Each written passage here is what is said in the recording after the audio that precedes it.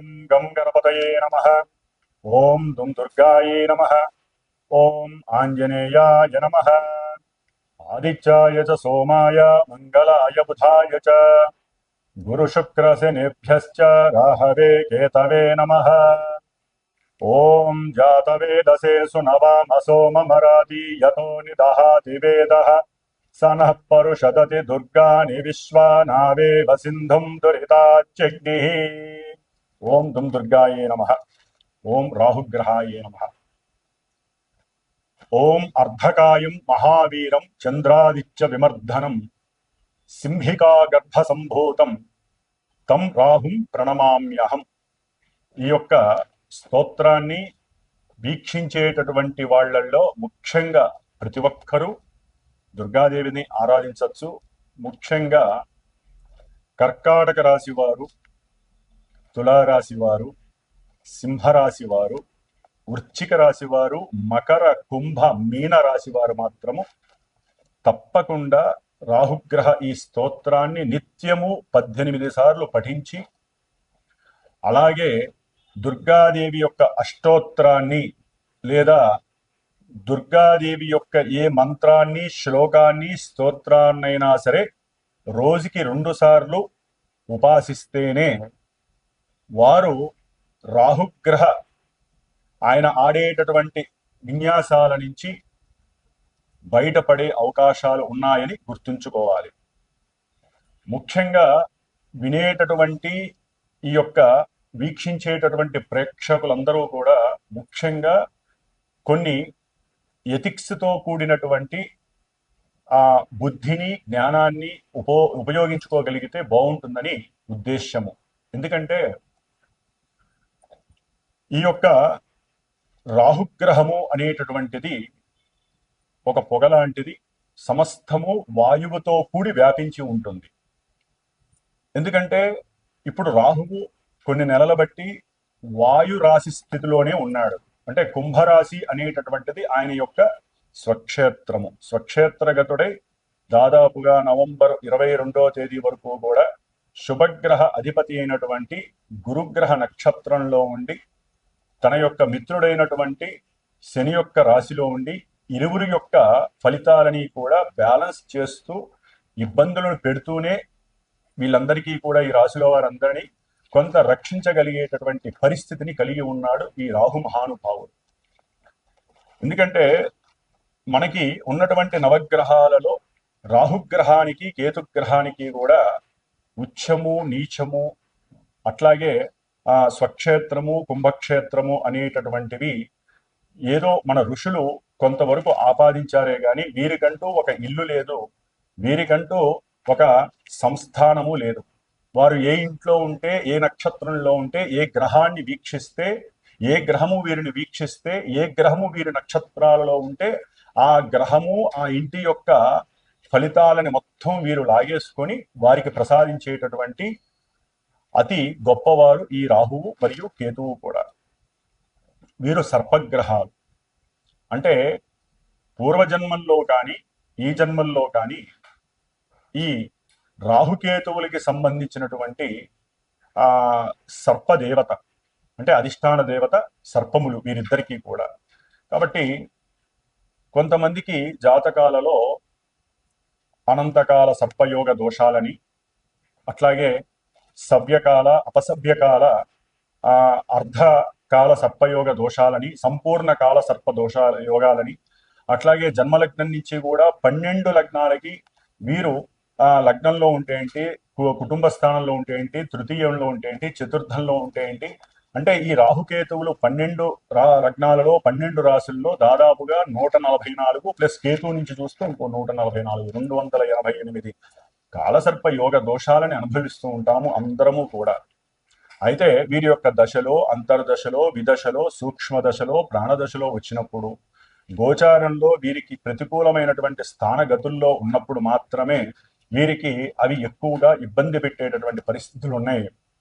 మరి ఇప్పుడు ఇందాక చెప్పినటువంటి రాశుల వారికి అయితే గనక తప్పకుండా ఈ రాహుగ్రహము యొక్క ఇబ్బందులు పడేటటువంటి అవకాశాలు ఎక్కువగా ఉన్నాయి.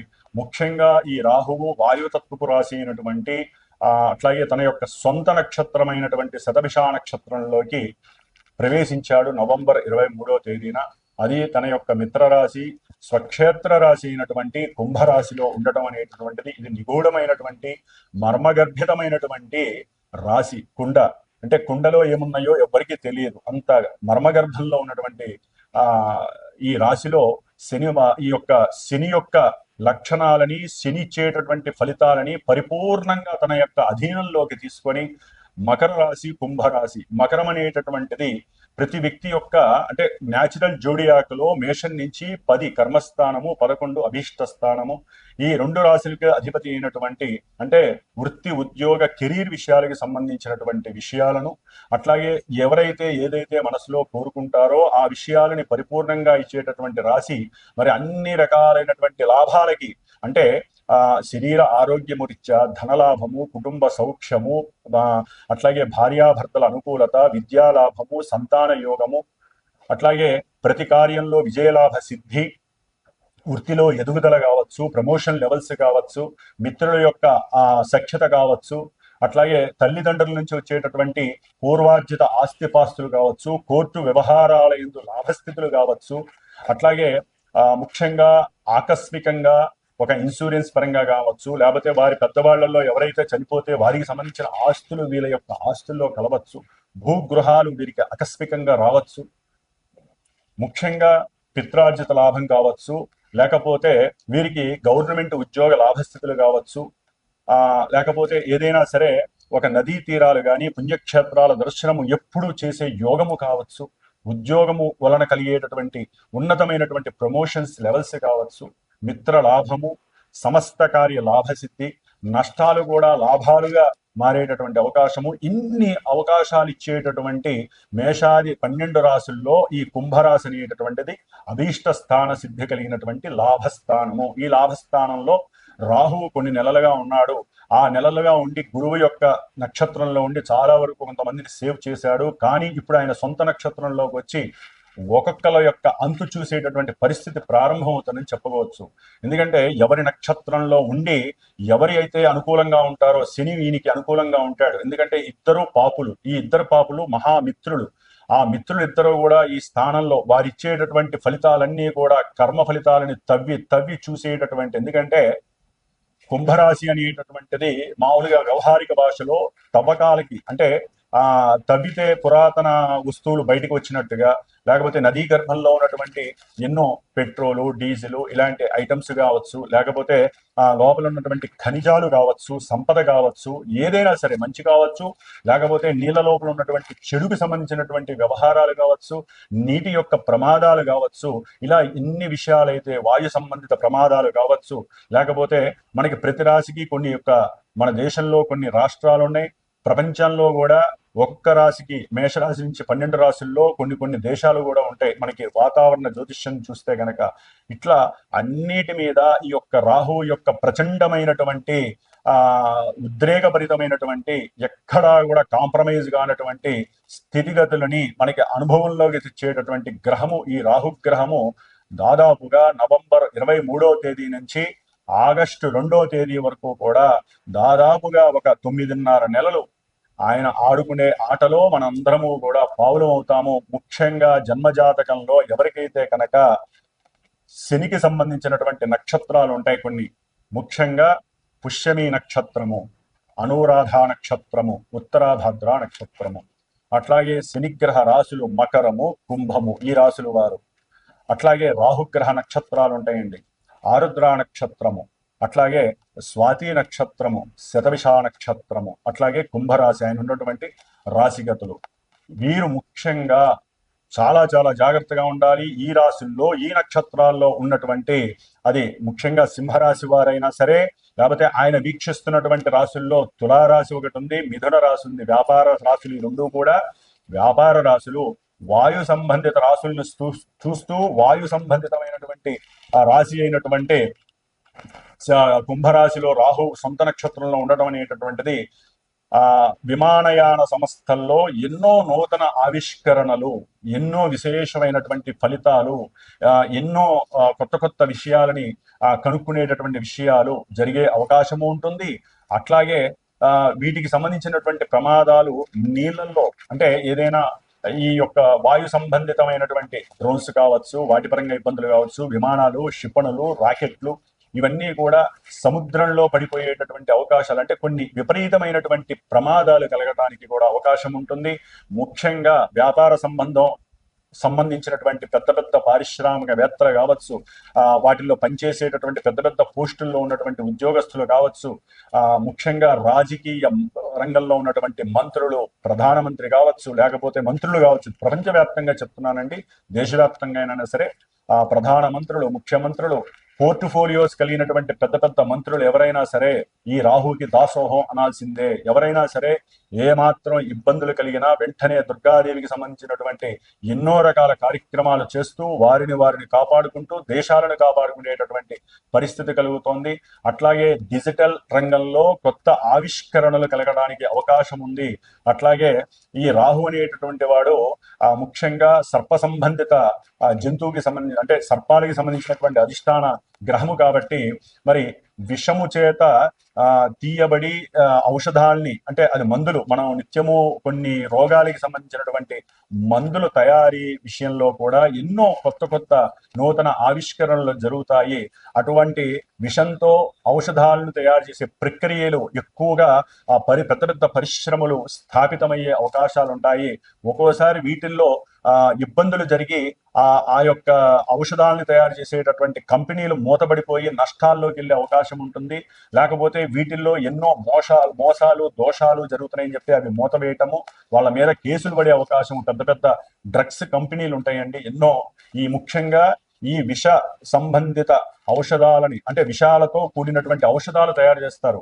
విషము అంటే పాము కాటేస్తే ఎంతటి ఘోరమైనటువంటి విపత్తు ప్రాణము పోతుందో ఆ విషముతోనే కొన్ని కెమికల్స్ తో అంటే రాహు అనేవాడు విషము కెమికల్స్ కి సంబంధించినటువంటి అనుసంధానకర్త కాబట్టి ఆ కెమికల్స్ తో కూడి వాళ్ళు ఐస్ అంటే ఈయన శని ఇంట్లో ఉన్నాడు కాబట్టి రిఫ్రిజిరేటర్స్ లో ఈ యొక్క మందుల్ని తయారు చేసి పెట్టి వాటిల్ని ఇంజక్షన్ల రూపకంగానో మందుల రూపకంగానో మరి మనుషులకి జంతువులకి కూడా వాడే ప్రక్రియ ఉంటుంది. కాబట్టి ఈ విషయాలలో కూడా ఎంతో ఔన్నత్యము ఉన్నతి కలిగే అవకాశము ఉంటుంది. దీని ద్వారా కూడా మన దేశానికి విపరీతమైనటువంటి లాభార్జన కలిగే అవకాశం ఉంటుంది.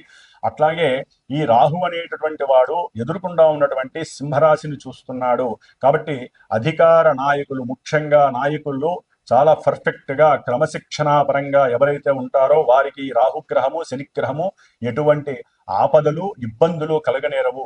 ఏ మాత్రము కాలు జాడించినా నోరు జాడించినా లేకపోతే ప్రజలని గాని దేశాన్ని గాని ప్రపంచాన్ని శాసించాలని చూసినా అక్కడ ఎన్నో వైపరీత్యాలు జరిగి ఈ రాహు అనేటటువంటి వాడు శని అనేటువంటి వాడు చాలా నిష్కల్మషంగా ఎక్కడా కూడా వారు లోపభూయిష్టాన్ని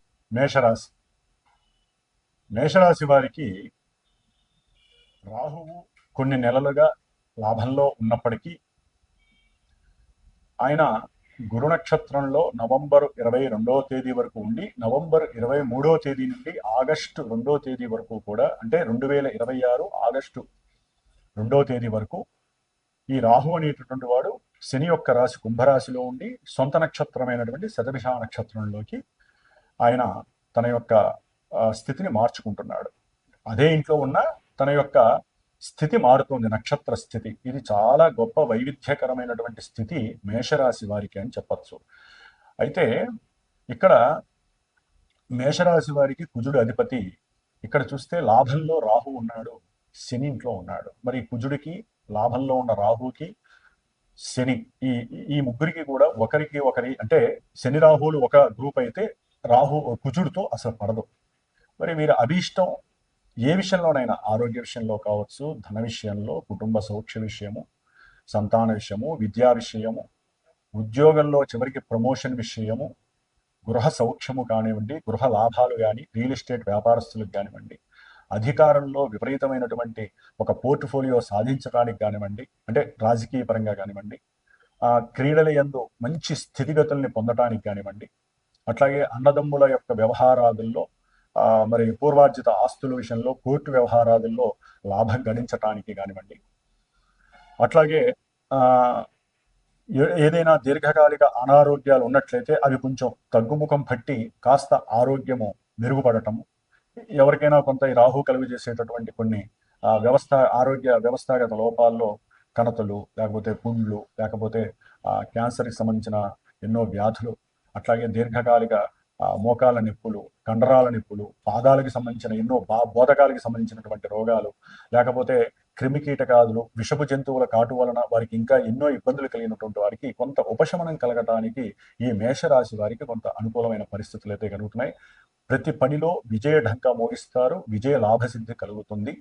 అట్లాగే వీరు తమ చేసేటటువంటి ఉద్యోగ వ్యవస్థల్లో తమకన్నా కింద వారితో అనుకూలంగా చాలా ఉత్సాహభరితంగా చాలా మంచి ప్రవర్తనతో అడపాదడప వారికి కొంత ఏదైనా లాభాన్ని కలిగించేటటువంటి మాట అనుకూలత కానీ, మాట సహాయాన్ని కానీ, అవసరమైతే అడిగినటువంటి వారికి కొంచెం ధన సహాయం కనుక మీరు చేసినట్లయితే కనుక మీలో ఎక్కడా కుళ్ళు, కల్మషము, క్రోధము ఇవన్నీ తీసివేస్తే గనక మీ స్థాయి ఒక రేంజ్కి పెరగటానికి ఈ రాహువు చాలా చాలా ఉపయోగపడతాడు మేషరాశి వారికి.